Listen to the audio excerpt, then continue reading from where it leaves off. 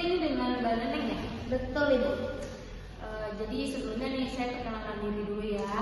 Perkenalkan, nama saya Hanifah Nur Najia. Boleh dipanggil Ibu Hani, Bu Nipa, atau Hani atau Hanifah. Boleh senyamannya Neneng saja atau mau dipanggil apa nanti? Apa Neneng ya? Mbak Neneng. Kita ngobrol senyamannya aja. Jadi untuk sesi konseling kali ini, di sini saya akan menjadi konselor atau orang yang membantu Mbak Neneng untuk menyelesaikan insya Allah masalah Mbak Neneng ini. Yang Mbak Neneng ini orang mana ya? Saya kebetulan dari Depok sih Bu. Sekarang tinggal di Depok. Depoknya di sebelah mana tuh? Soalnya saya juga di Depok kebetulan. Oh, aku di Tanah Baru, Sawangan. Oh, Sawangan. Di Perumnasnya gitu. Kalau ibu di ini Kelapa Dua, dekat Gunadarma atau Tahu. Iya. Mbak Neneng asli Depok atau gimana? Mama itu orang Depok.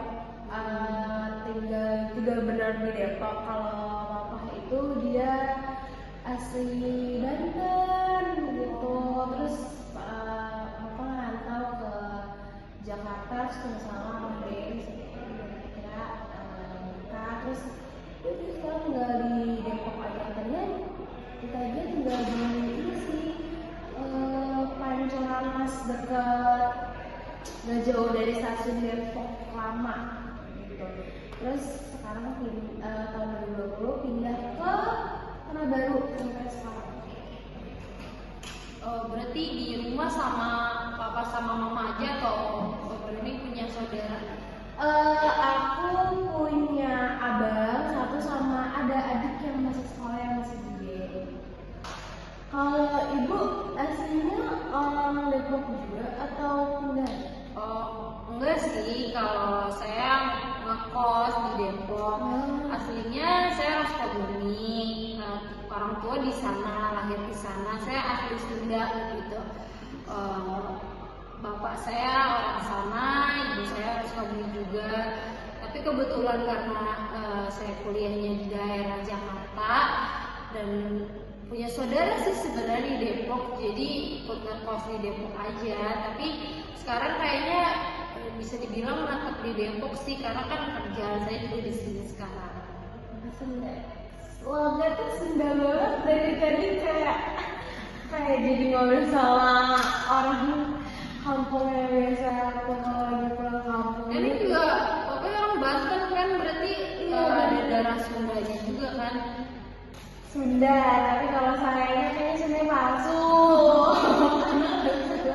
Sunda kebetulan jadi kayak nanti makanya pas nanya Sunda gitu. Untung gak ada yang cuma Sunda, makanya saya kayaknya nggak bisa balas kalau misalnya ngomong Sunda gitu. Saya juga udah kelamaan di Jakarta, jadi udah lupa gitu ya bahasa Sundanya. Kalau di sana juga aku kalau bisa pulang kampung juga kayak bahas Sunda kayak ngerti gitu. Tapi kayak ngerti tapi nggak bisa balas kayak nggak bisa balas. Tapi kalau ada orang-orang kayaknya ngerti sih gitu. Cuma bisa balas aja. Tapi dari nama juga udah Sunda banget sih. Iya, lebih saya gitu. Kayak Neneng gitu kan. Aduh, gadis Sunda. Karena itu dikasih sama kakek. Terus kayak awalnya tuh kalau namanya tuh Neneng, ternyata namanya Sukaisi doang. Terus karena anak Sunda, kayak gitu kita Neneng gitu-gitu Neneng Sukaisi. Karena Neneng kan kayak ya itu gadis Sunda gitu namanya. Tapi ternyata orang Betawi juga banyak yang namanya Neneng. Jadi pas kayak di sini kayak Neneng Betawi gitu. Bukan Neneng Sunda, kan ini juga Betawi. Jadi namanya tuh Sunda bisa, Betawi bisa. Udah takdir namanya Neneng gitu. Kayak lucu gitu namanya. Sebelumnya udah pernah ngelakuin konseling gitu? Saya pertama kali sih ini, jujur saya baru berani untuk bisa cerita. Ya saya paham.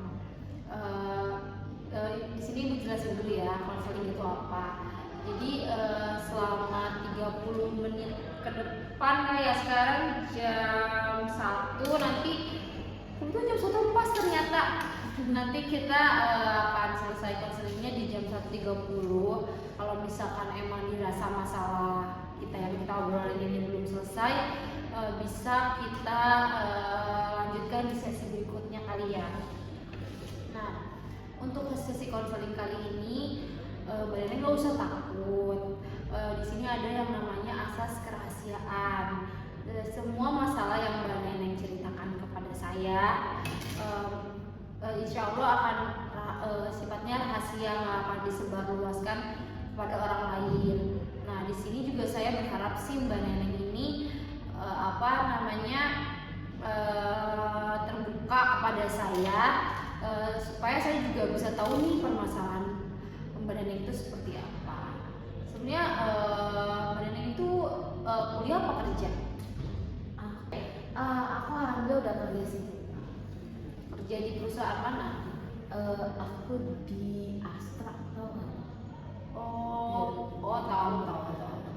Iya, aku kerja di situ udah lama sih, kayak 1,5 tahun lebih gitu. Berarti ini lagi libur nih hari ini, apa ambil cuti saya? Oke, kalau kayak gitu, ibu mau tahu dong kesibukan kamu sekarang apa selain kerja nih? Biasa sih kalau weekend suka di teman-teman kantor itu suka ada ini sih, bukan ngajak buat olahraga bareng gitu. Biasanya Jumat itu kan biasanya suka pulang lebih cepat. Nah itu biasanya kita kayak ke GBK dulu buat olahraga gitu. Terus Sabtu malamnya juga suka gitu. Terus paginya Minggu pagi mungkin kayak suka diajak CFD gitu, atau kayak Minggu sorenya kita main badminton atau apa gitu di area situ ya. Sama paling kayak teman-teman aja sih. Berarti kegiatannya tuh masih seputar di kantor ya, maksudnya kayak teman-teman kantor. Jadi nggak ada kegiatan di luar lain gitu, misalkan kayak kalau hari Minggu main sama teman rumah atau kemana gitu? Enggak sih, paling kalau misalnya mama suka ngajak kayak jalan-jalan kayak ke mall atau makan gitu, kemana makan di luar, suruh banget. Atau kayak kalau misalnya kayak saya kan suka K-pop, nah itu kadang suka nonton konser kalau emang ada grup yang saya suka lagi kesini gitu sih. Gitu aja sih, kayak ya mencari kesenangan sendiri. Oh, jadi kegiatannya itu berarti tetap masih seputar kantor, paling kalau weekend nyalurin hobi aja ya. Tapi seru ya kantornya, positif gitu, nggak cuma tentang kerjaan, tapi kita juga dikasih hiburan. Kamu betah banget ya kerja di situ? Justru itu masalahnya dulu. Oke. Betah karena kalau untuk teman kantor alhamdulillah pada seru sih, kayak yang tadi saya bilang. Cuman kebetulan masalah yang lagi sekarang ini ada di bos saya. Jadi saya udah boleh cerita? Boleh, silakan ceritain apapun yang kamu ceritakan. Jadi tuh saya udah kerja sekitar 2,5 tahun. Awalnya tuh masih baik-baik aja.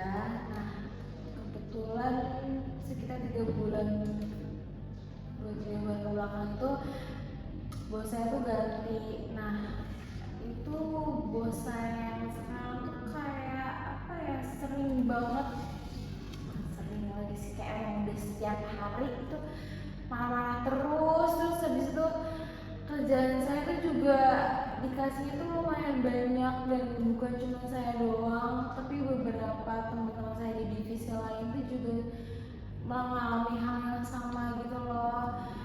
Nah itu tuh buat saya agak cukup tertekan, apalagi dari bos saya yang sebelumnya ke bos saya ini tuh perubahannya benar-benar jomplang banget gitu loh.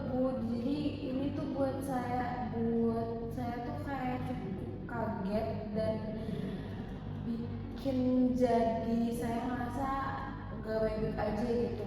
Saya merasa capek, terus kayak bener-bener beban banget gitu, apa ya, kayak pressure banget buat saya, dikasih kerjaan yang banyak dan bos yang marah-marah, bener-bener kayak saya tuh gak diapresiasi apa-apa, terus kayak semua kerjaan yang udah dikasih ke saya itu bener-bener salah menurut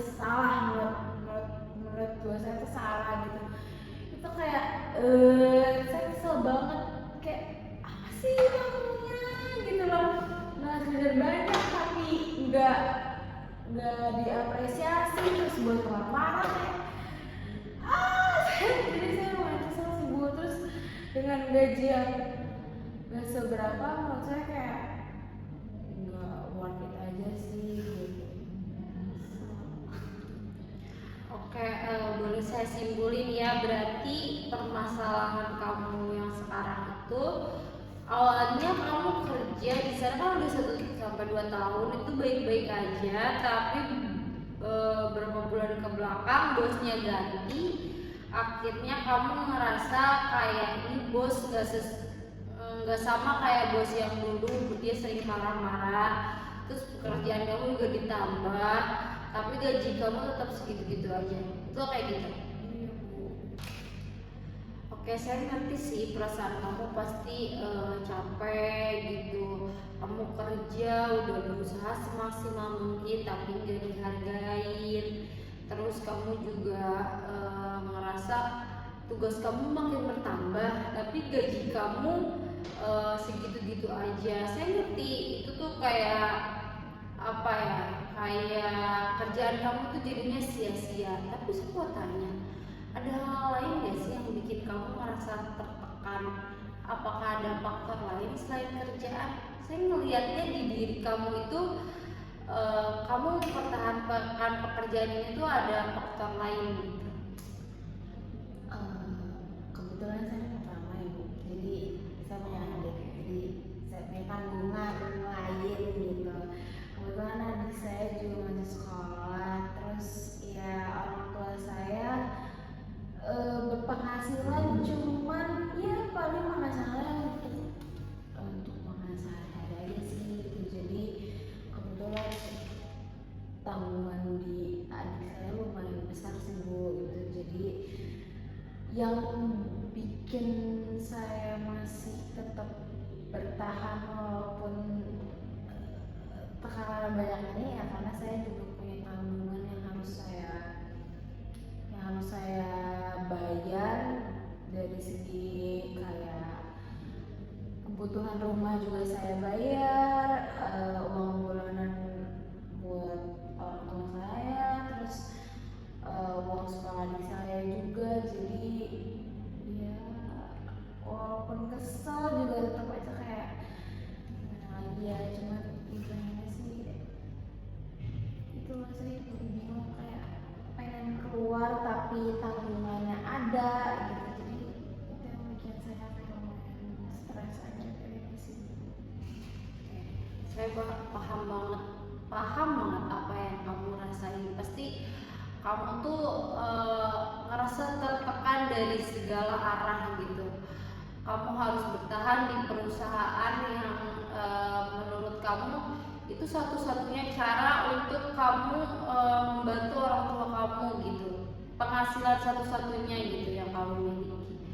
Tapi ada hal yang ingin kamu lakukan gak sih untuk menyelesaikan permasalahan ini? Saya mau tanya dulu nih, kamu pernah ngelakuin sesuatu gak, bisa ngomong sama orang tua kamu kalau misalkan kayak ini kerjaan tuh gak bagus, atau misalnya kamu pengen keluar dari perusahaan ini, atau bisa jadi ngobrol sama bos kamu gitu kalau misalkan kamu tuh kerjaan kamu bertambah tapi kamu minta naik gaji?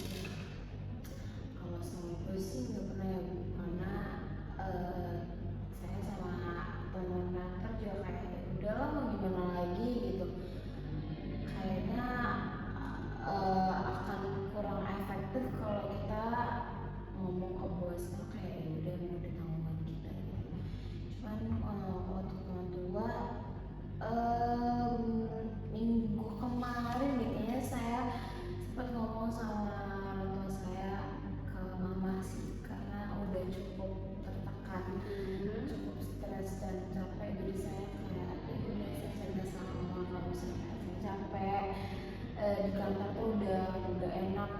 banget suasananya. Teman-teman kantor juga mungkin sama ya, sama kayak saya, stres juga. Jadinya suasana di kantor sama teman kantor tuh juga udah lumayan chaos gitu, karena sama-sama punya tekanan masing-masing. Jadi ya kayak istilah kayak senggol bacok gitu semuanya. Jadi kayak udah jarang tegur sapa gitu. Jadinya kayak ketemu sama mereka dengan keadaan baik-baik aja tuh pas lagi weekend doang. Kalau di kantor tuh bener-bener kayak senggol bacok, kan mereka juga pasti punya tekanan masing-masing kan. Jadi kayak gak enak aja. Terus saya bilang sama orang pengen udah deh gitu, pengen berhenti, pengen cari kerja lain, pengen resign gitu. Tapi kenapa kayak jangan dulu disabarin aja kak gitu, karena kan punya tanggungan juga sih tadi, karena kebetulan lagi mau bayaran buat kenaikan kelas juga, dan itu perlu bayaran yang cukup lumayan makan biaya gitu. Jadi ya ini kuat-kuatin, sabar-sabarin gitu sih. Kayak padahal kayak beberapa minggu belakangan kayak kepikiran untuk apa resign aja ya gitu. Tapi belum ada kesiapan untuk mulai sama kehidupan pengangguran dan mulai nyari kerja lagi gitu sih. Kayak dari sekarang sebenarnya kayak pengen udah mulai memperbarui CV terus ngelamar-lamar, cuman kayak masih belum ada waktunya karena di kantor lumayan penat banget. Jadi kayak nggak bisa mikirin gitu loh, pas di rumah udah capek bawaannya, kayak pengen tidur aja, pengen istirahat aja. Berarti kamu baru ada obrolan sama orang tua. Untuk ke perusahaan, apakah udah pernah konsultasi gitu untuk permasalahan kamu ini? Kalau untuk langsung ke atasan saya ke sih enggak ya, karena ini jauh juga ya, saya harus ke bos langsung gitu. Tapi kemarin saya ada omongan sama teman satu divisi saya, kita ngomongnya sama ke HRD buat minta naik gaji gitu, dengan kita yang kerjaan yang makin banyak gitu. Gak sampai lembur sih, cuman lumayan menguras tenaga aja gitu. Terus mikir kayak HRD aja dan minta gaji gitu. Kayak masih ngomongin, masih mau direbutin sama divisi-divisi lain yang juga kerjaan itu jadi bertambah juga sih. Masih pengen direbutin juga gitu sih sama yang lain juga. Berarti kamu pengennya naik gaji dulu nih, biar setidaknya mungkin kamu ada semangat ya untuk kerja. Tapi saya mau tanya nih, kalau misalkan ternyata setelah kamu obrolin dan oke, di fix naik gaji, tapi dengan lingkungan kerja yang masih seperti itu, yang bos masih marah-marah, kerjaan kamu ditambahin terus-terusan, karena kan kalau untuk nominal gaji itu nggak bisa disamain sama kerjaan yang kamu alamin, dan kamu kan juga kerja nggak sehari dua hari di sana ya. Menurut saya tuh kerjaan itu tuh harus bisa bikin kita enjoy, biar kita tuh ngerasa kerja di sana juga aman. Menurut kamu, kalau kamu minta naik gaji dan disetujui sama bosnya, apa kamu akan masih tetap merasa aman di perusahaan itu atau bagaimana?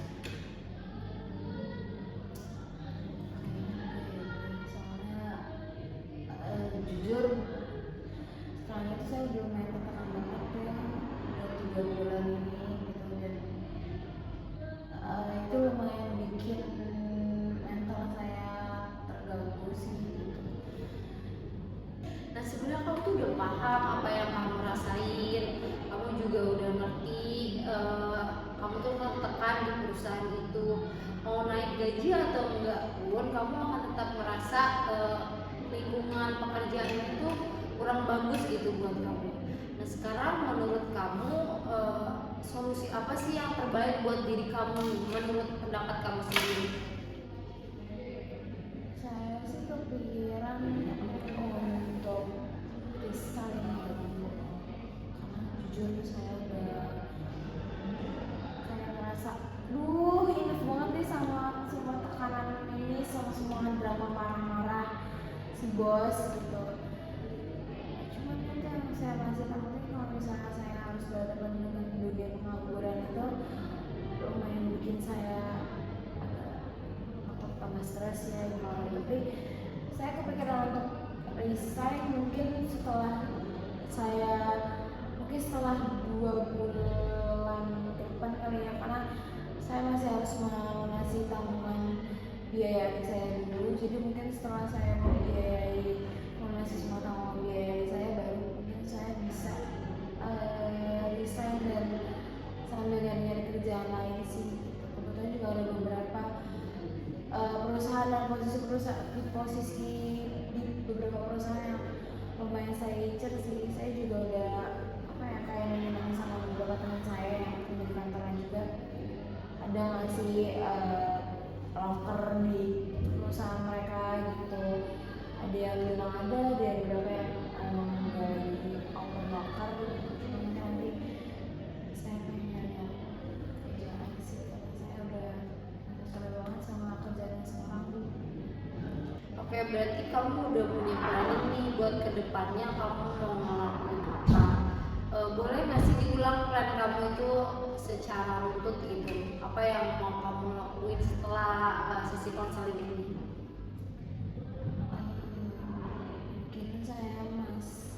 Mungkin saya mau membenahi pikiran saya dulu kali ya. Saya mau melakukan hobi saya, kayak saya mau olahraga karena saya biar pikiran saya tenang dulu. Terus saya main juga sama teman lama saya yang mungkin bisa saya tanyain di perusahaannya ada lowongan atau enggak. Terus saya ngomong lagi baik-baik mungkin sama mama, diskusi enaknya gimana, karena jujur saya udah gak enak banget di kantor sekarang. Sama mungkin mulai buat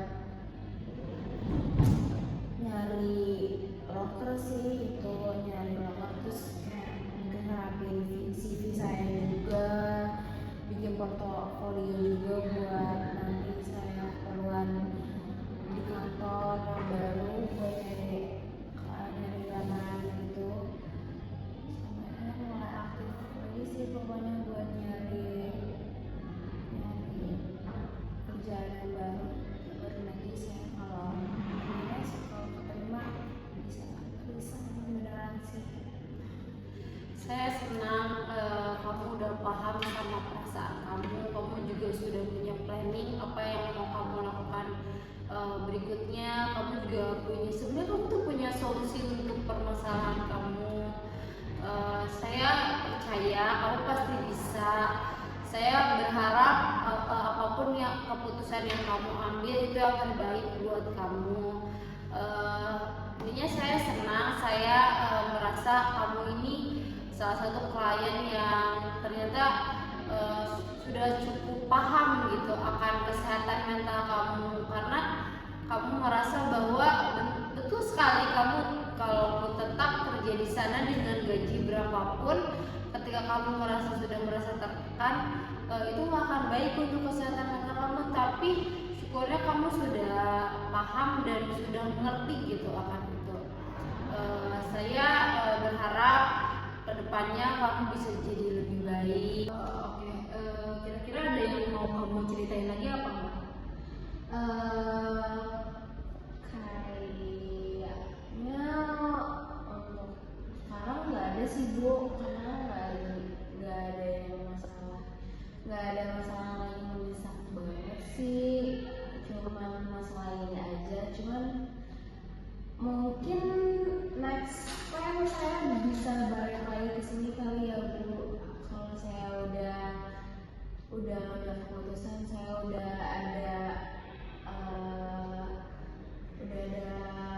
perkembangan dari masalah saya ini, atau kalau ya amin saya ada rasa enak lagi atau lagi ada masalah yang butuh saya ceritain, masalah yang pengen saya ceritain, mungkin saya bakal balik lagi sibuk karena cukup lumayan membantu banget konseling kayak gini, karena buat saya yang punya banyak teman tapi nggak ada teman cerita tuh, kayak ini lumayan membantu banget gitu loh Bu. Saya jadi bisa cerita, terus kayak bisa ngerasa aman aja gitu cerita sama ibu di sesi konseling kayak gini gitu sih.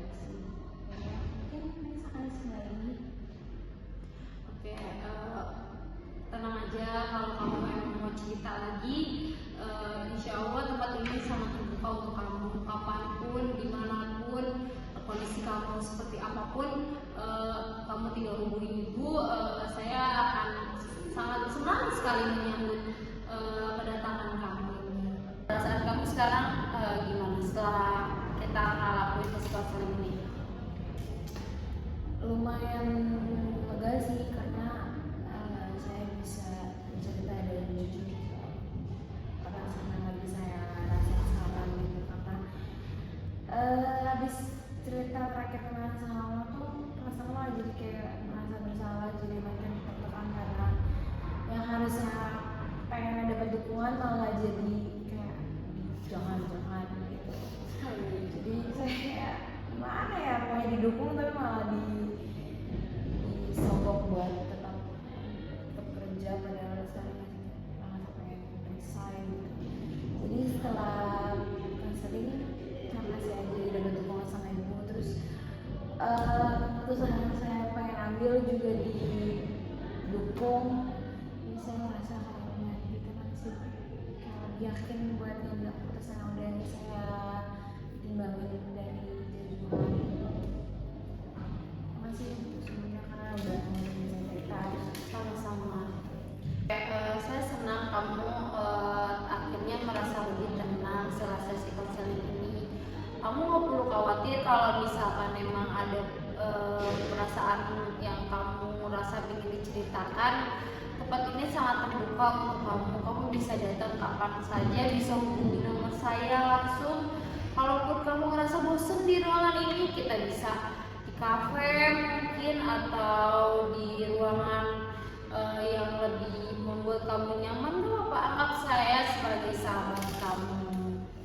Nah, kalau dirasa ini sudah 30 menit, berarti sesi konseling ini saya rasa sudah cukup ya. Sebenarnya betul tidak ada yang ingin diceritakan lagi? Betul Bu, ada sih.